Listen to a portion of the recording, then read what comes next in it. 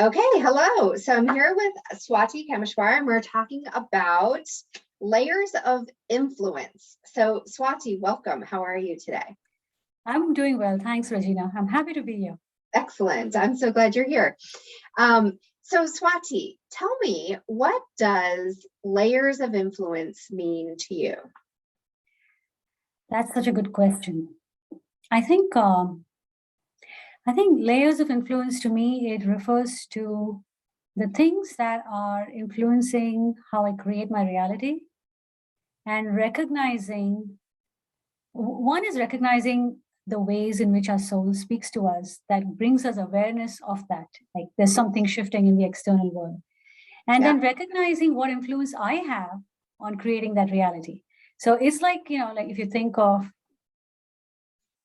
us living as a co-creation between what's happening inside and what's happening in the external world. So recognizing both of those, like what are the resources I have within me and what is happening in the outside world and how do I perceive that and how do I create change with that.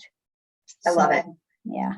Yeah, because we always have things that are influencing us both externally and influencing us internally, right?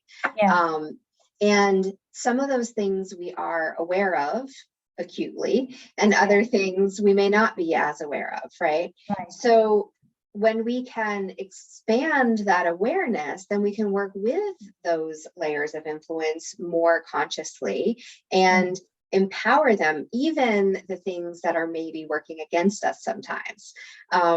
So one of the tools that I really love to use for this is astrology, because astrology is something where we each have an individual relationship to it, but we also have a collective experience. And that tool, the lens of astrology, really can help inform both the collective and the individual. So can you speak to that a little bit?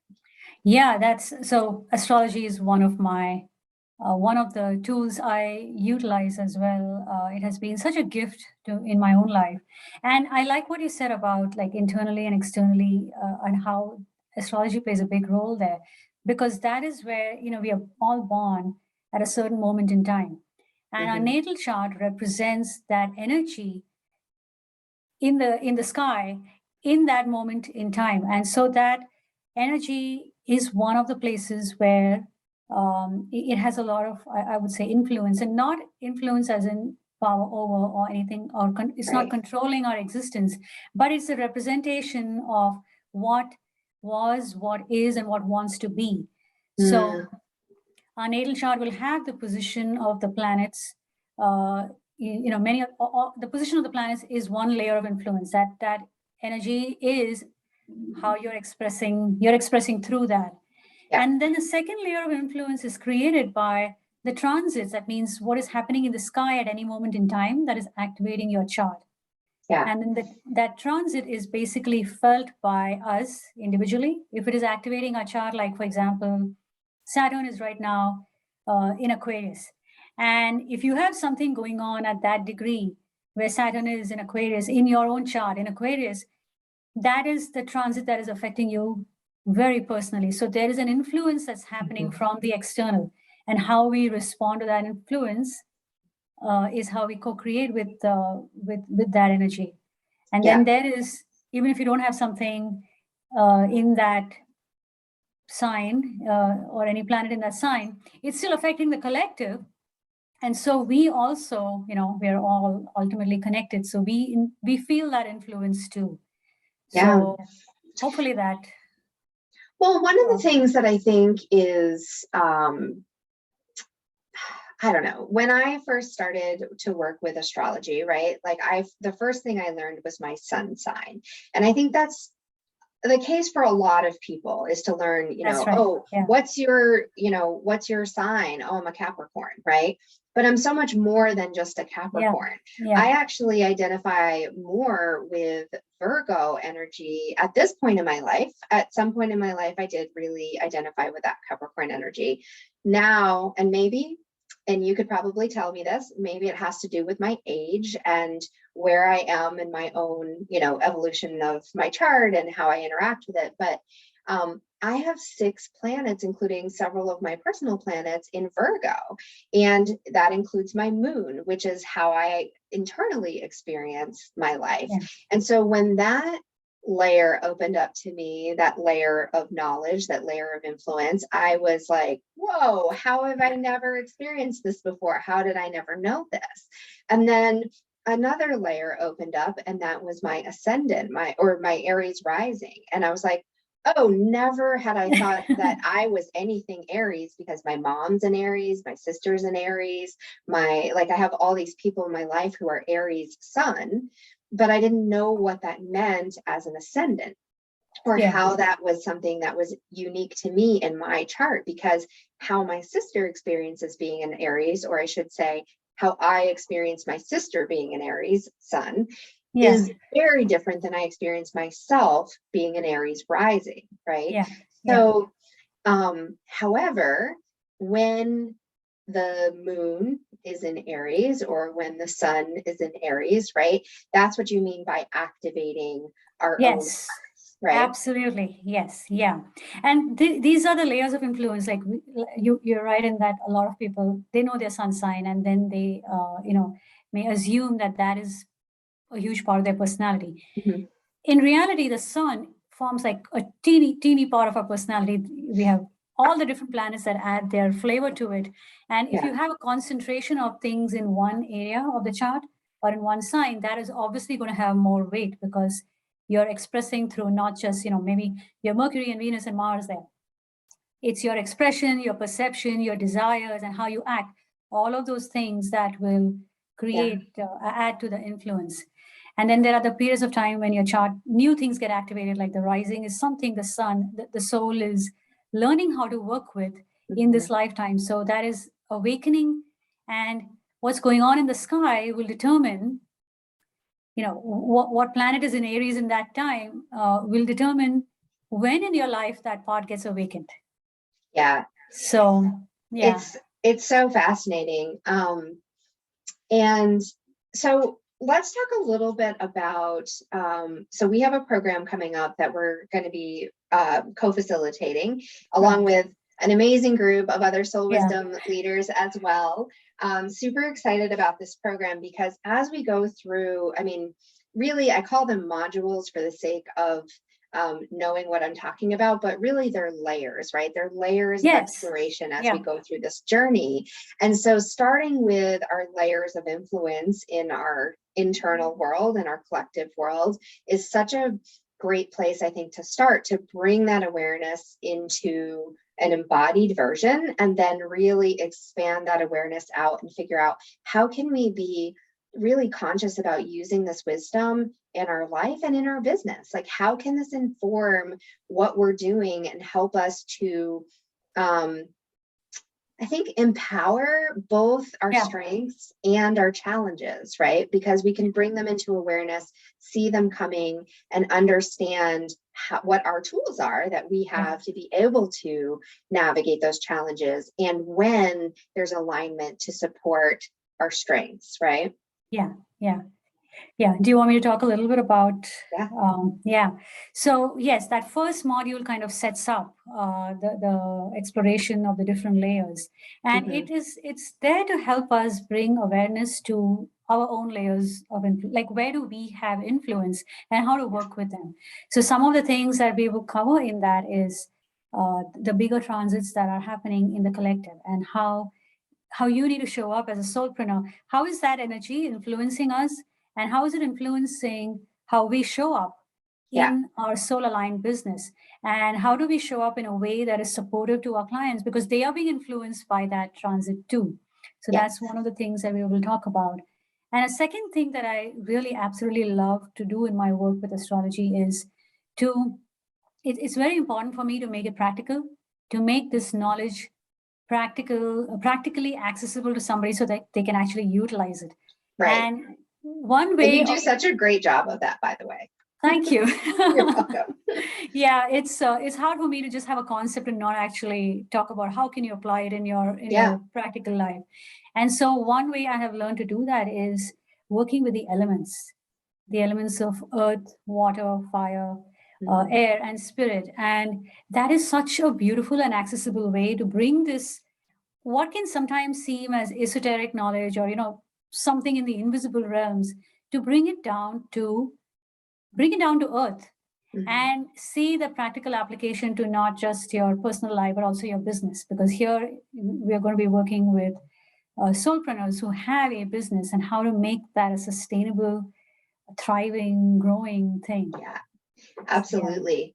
So, and I love that you do this through your own soul wisdom languages, right? So I talk a lot about, I use this word a lot, soul wisdom, right? Your authentic ways of knowing and being, and the languages being how that speaks to and through you, right? So there's actually an acronym that I was reading in a book the other night that I was like, oh, this is so perfect. It's, I think she calls it, it's thinking, envisioning, thinking. I'll have to look that up, but it's really interesting. It's 5 letters, but it really is, it's like of how our languages come through. It's using the senses to talk about like how that information comes to and through us. And so I was like, she's talking about the same thing I'm talking about. She's just using a different language, right? Right. And so you have an engineering background, and you are talking about this, bringing this grounding this information that feels or can feel really big and really kind of airy, right? That thinking way of doing things, but you are in alignment. You have a fluency with that way of receiving information and expressing it, right? Through all of this practice that you've had. And this is one of your ways of being. So of course, when you work with astrology, you're bringing it in through this way that you're receiving it personally, but then you're able to ground it and give it practical use. I mean, isn't that what an engineer does? Yes, absolutely. Because we're building products, and there has to be a way to bring that idea, that vision of that product into a real form. To make it usable, right? Like that's exactly it. So you're using that soul wisdom language in a very different way, in a different form, but you're still using that authentic way of knowing and being for you. And this is exactly what we're talking about, right? Finding those ways.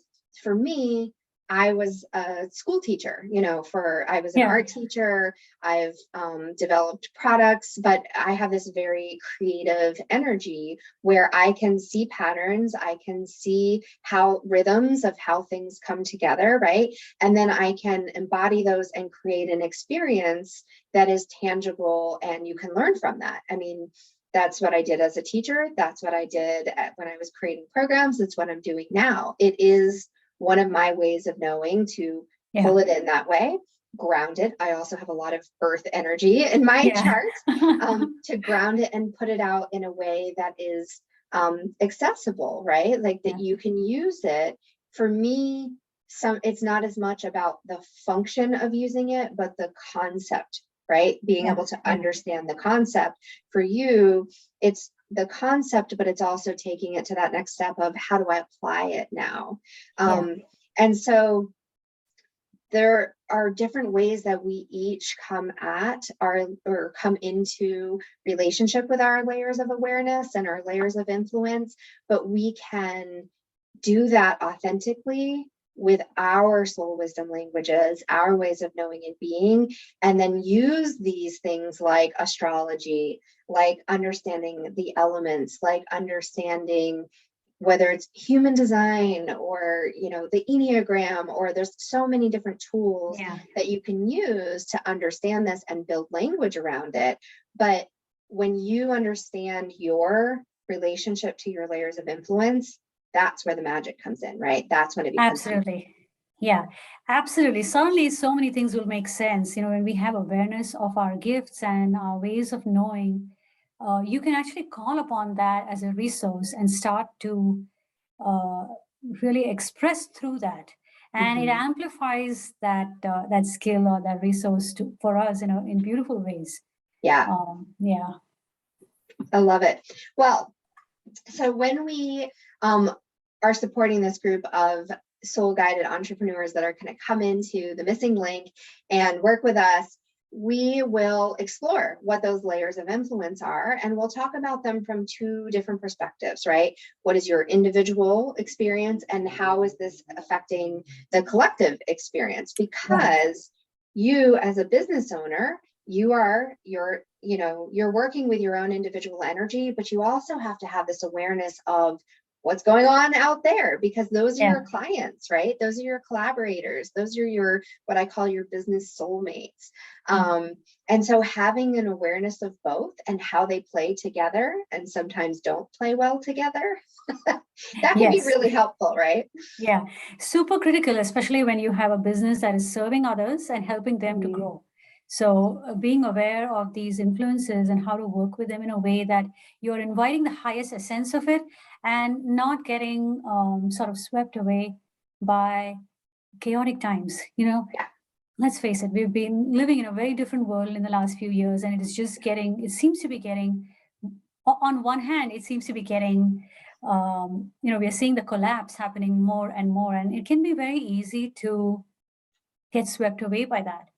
But as the ones who are leading the way into the new paradigm, we have to be, we really have to have that awareness of those influences and then kind of shore up our own influences and start to work with them to create that bridge. Yeah, absolutely. Because I think we are, one of the terms that I use a lot is we create as we grow. And we are moving into this new space, all of us together at the same time. There's no roadmap for where we're going because it's a new place. And I think that has always been the case in some ways, but right now we're at this very, it's just a really potent time where we have the ability to consciously step forward in a different way. And so we're doing that, right? And you're doing that. All of you who are watching, we're all doing it in our own way, and we're doing it collectively as well. And the more consciously we can do that, the more the way to do it is, in alignment and with intention, then we're really bringing in that centered, heartfelt, soul wisdom guidance, into the work that we're doing. So and in my experience, that's the only way to live, right? Because the old paradigm is crumbling, and it has been truly exhausting to sustain that. It's not sustainable the way we've been going. Because there's been so much, I don't know, the way that I have experienced it is that old paradigm energy is really about doing things in the way that is the predetermined way, whereas in the new paradigm, it's really about doing things in the way that is most in alignment and authentic to you, right? Because it is exhausting to maintain something that isn't necessarily fully who you are, right? Absolutely. Absolutely. It's not that that's necessarily, I always like to bring in this piece too, because it's not that was bad, or that we were doing everything wrong in the world until today. That's not how I see it. It's just that it's time for an evolution, and we're always evolving. We're just at this point in time where there's like a leap, right? Like we're needing that quantum leap, because it's not fitting us anymore. And so it's time to grow. So we're growing. And that's where the soul alignment comes in, because what's soul aligned for you may not be for somebody else. And so to know that deeply within, and then to have the courage to walk that path. And that's what this program is. It's about also providing that resource that people can lean on and find travelers on that path together. And creating that business ecosystem that's sustainable. So what does that mean, right? Like when you go out into nature, sometimes there are very specific, like micro ecosystems, right? Like, and sometimes they're big, huge, right? Like the whole earth is one ecosystem, but then there's like a bog ecosystem, and there's a desert ecosystem, and there's, Yeah. you know, each ecosystem has its own needs, and it has Yes. its own strengths, and it has its own challenges, right? Like Yeah.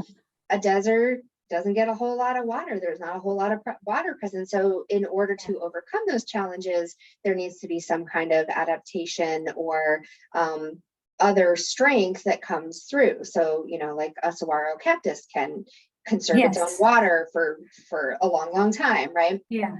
So, but the animals that live there know to go to that cactus for water. And Right. the plants that live there don't need as much water, right? But Yeah. when you go into a bog environment, if you took plants from there, it wouldn't survive well in the desert. So there's different environments, there's different ecosystems. And Yeah. when we can align our own needs and our own strengths with the collaborators, our clients, our mentors, our the people who are supplying things for us, the people who are Yeah. even our technology, our environment in our office, our routines, like all of the things, right? Like Yeah. all of that is part of an ecosystem. And to create a sustainable one for you in your business, it has to serve you. If you are the focal point, right? You are the focal point of that business. It needs to serve you as much as you are serving others. Absolutely. Yes. And that's a sustainability, because otherwise there's an imbalance. Yeah. And recognizing that is another, I feel like another layer of influence, right? To be able to recognize where is that imbalance so that you can, if need be, tweak it, and knowing when to tweak it so that we don't experience burnout. Exactly. Yeah. Yeah. So that's what we're doing. And we'll be exploring that. We start in April. And there's so much more. We could talk about this forever. It's something that I'm really passionate about. I know you're really passionate about. And so are all of the wisdom leaders who are here to support this journey. I just get so excited when I talk about it. It is so nourishing to me. And it is a living example of a thriving ecosystem where we're coming together, bringing our strengths, helping to support each other and to support you. So come learn more. If you are excited to do so, check out, contact Swati. If you know Swati, contact me. If you have questions, please do. And you can check out more at themissinglink.com. It's at Maitri/themissinglink.com, but I'll put the link is in my bio. And I think the link is also on your page, right, Swati? Yes. Yeah, it is. Okay. All right. Excellent. Thank you. Thank you so much for being here and exploring this with me. And thank you to everyone who's watching now or in the future. And we'll see you soon. Yeah, I'm super excited about this. Yay. Thank you.